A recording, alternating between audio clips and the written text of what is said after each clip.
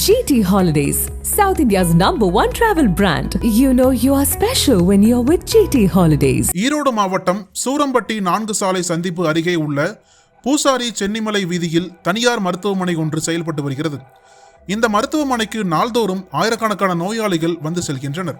அந்த வகையில் திருப்பூர் மாவட்டம் நத்தக்கடையூர் பழையக்கோட்டை பகுதியைச் சேர்ந்த சுப்பிரமணியம் மற்றும் அவரது மனைவி பர்வதம்மாள் ஆகியோர் கடந்த 4ஆம் தேதியன்று இந்த மருத்துவமனைக்கு வந்துள்ளனர். அங்கு இந்த தம்பதியினர் தங்களுக்கு ஏற்பட்ட உடல்நலக்குறைவு குறித்து மருத்துவர்களிடம் கூறியுள்ளனர். இவர்களுக்கான மருத்துவ பரிசோதனைகள் செய்யப்பட்ட பிறகு சுப்பிரமணியம் பர்வதம்மாள் தம்பதியினர் மருத்துவமனை வளாகத்தை விட்டு வெளியே வந்துள்ளனர். அப்போது அங்கிருந்த மெயின் ரோடு பகுதியில் ஏராளமான வாகனங்கள் வந்து கொண்டிருந்தது. சிறிது நேரம் மருத்துவமனை வாசலில் காத்திருந்த தம்பதி வாகனம் வராத நேரம் பார்த்து சாலையை கடந்து சென்றனர். அந்த சமயத்தில் சூரம்பட்டி பகுதியைச் சேர்ந்த விஜய் மற்றும் அவருடன் வந்த நண்பர் ஆகியோர் தங்களுடைய இருசக்கர வாகனத்தில் வேகமாக வந்து கொண்டிருந்தனர். அப்போது யாரும் எதிர்பாராத விதமாக மின்னல் வேகத்தில் வந்த இருசக்கர வாகனம் சுப்பிரமணியம் பர்வதம்மாள் தம்பதியினர் மீது பயங்கர வேகத்துடன் மோதியுள்ளது. இதில் தூக்கி வீசப்பட்ட 4வரும் பலத்த காயங்களுடன் கீழே விழுந்து கிடந்தனர்.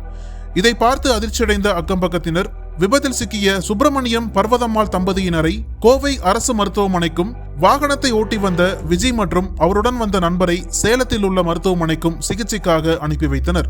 தொடர்ந்து இச்சம்பவம் குறித்து வழக்கு பதிவு செய்த போலீசார் இந்த விபத்துக்கான காரணம் குறித்து விசாரணை மேற்கொண்டு வருகின்றனர்.